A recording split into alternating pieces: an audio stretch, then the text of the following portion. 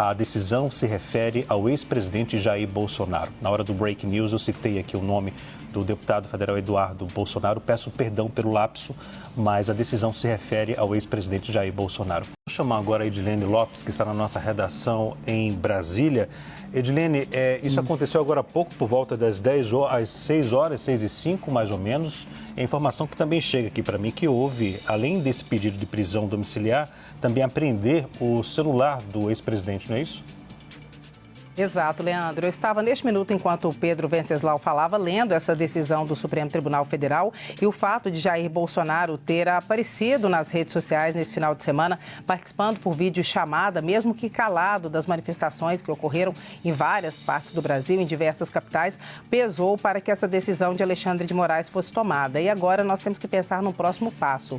A base do ex-presidente Jair Bolsonaro, inclusive em conexão com os Estados Unidos, tem dito que a lei Magnitsky seria estendida a outros ministros do Supremo Tribunal Federal se houvesse mais decisões em relação a Jair Bolsonaro. Então, agora há a possibilidade de que essas medidas sejam estendidas a juízes que são técnicos do Supremo Tribunal e também a outros membros da Suprema Corte. Antes, a gente falava aqui que os únicos que estariam livres dessas punições, a princípio, seriam os ministros Luiz Fux, que tem votado de forma divergente quando a decisão é colegiada em relação a Jair Bolsonaro, e também André Mendonça e Cássio Nunes Marques, que foram os ministros indicados por Jair Bolsonaro. Essa nova decisão escala o tensionamento entre a base de Bolsonaro e o Supremo Tribunal Federal e, por consequência, nessa conexão com Donald Trump, que tem comprado a briga do ex-presidente brasileiro. É uma decisão que surpreende, embora o ministro do STF, Alexandre de Moraes, já tenha avisado isso antes, e agora essa prisão domiciliar certamente terá muita repercussão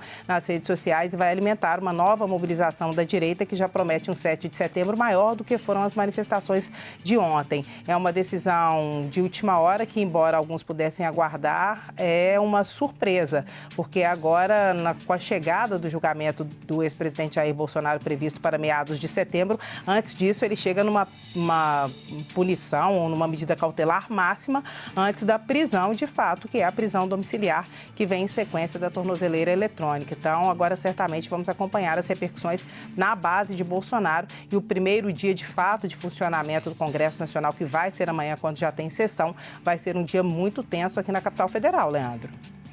Eu quero pedir desculpas aqui, a citação do nome do deputado Eduardo Bolsonaro por mim.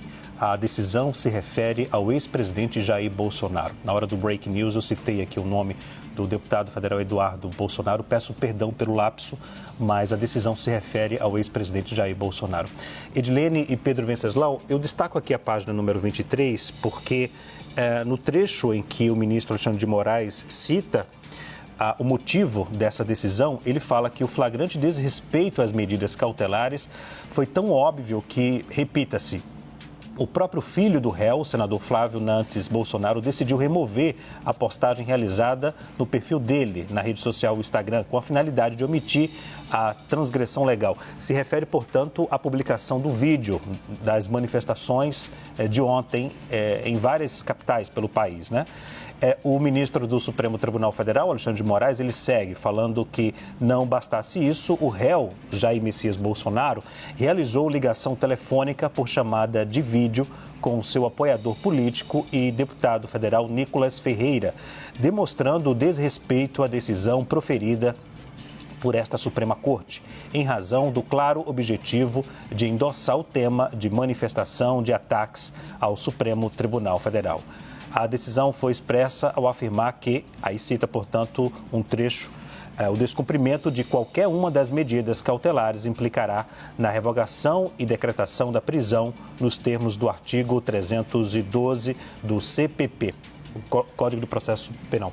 Eu chamo a atenção para outro trecho aqui, quando ele fala, o Alexandre de Moraes, da instrumentalização das redes sociais a partir de diversas postagens coordenadas entre os investigados e seus apoiadores políticos, induzindo e instigando o chefe de Estado estrangeiro a tomar medida para interferir ilicitamente no regular curso do processo judicial, de modo a resultar em pressão social em face das autoridades brasileiras, com flagrante atentado à soberania nacional. Era algo que já estava no radar dos bolsonaristas, havia essa preocupação, inclusive eu apurei que o Flávio Bolsonaro foi alertado sobre que poderia ocorrer algo nesse sentido a partir das publicações que Eduardo Bolsonaro fez não Eduardo Bolsonaro, mas aliados de Eduardo Bolsonaro e de Jair Bolsonaro, com imagens do próprio ex-presidente na sua residência em Brasília, usando uma camiseta de time de futebol com a tornozeleira eletrônica nos pés, acompanhando pelo celular e sendo filmado as manifestações acontecendo em mais de 20 cidades brasileiras. Como eu estava dizendo anteriormente, ainda não está muito claro, não estava pelo menos muito claro, os limites da movimentação política e da interlocução de Jair Bolsonaro com as redes sociais e com aliados. Na primeira manifestação de Alexandre de Moraes, ele já sinalizou que poderia ir por esse caminho, depois que Jair Bolsonaro foi ao Congresso Nacional, participou de um ato ao lado de aliados, não respondeu a perguntas de jornalistas, mas foi filmado, essas imagens foram replicadas em várias redes sociais simultaneamente de aliados e o Alexandre de Moraes, naquela ocasião, já tinha feito um alerta. Tomou as primeiras medidas cautelares, ainda mais leves do que essa, determinou a tornozeleira eletrônica, mas já sinalizando que poderia escalar para uma situação, um degrau acima. Agora, há uma leitura de que, dependendo de como os aliados e o próprio Jair Bolsonaro se comportarem nas redes sociais ou mesmo nos discursos ou nas manifestações que podem acontecer daqui para frente, o próximo passo seria ele ir para uma prisão preventiva num local ainda a ser definido. Não há nada pré-estabelecido na situação de um ex-presidente da República. Fernando Collor de Mello ficou alguns dias numa penitenciária em Alagoas, depois foi transferido para a prisão domiciliar, onde cumpre pena. Ele vai cumprir toda a sua pena em prisão domiciliar.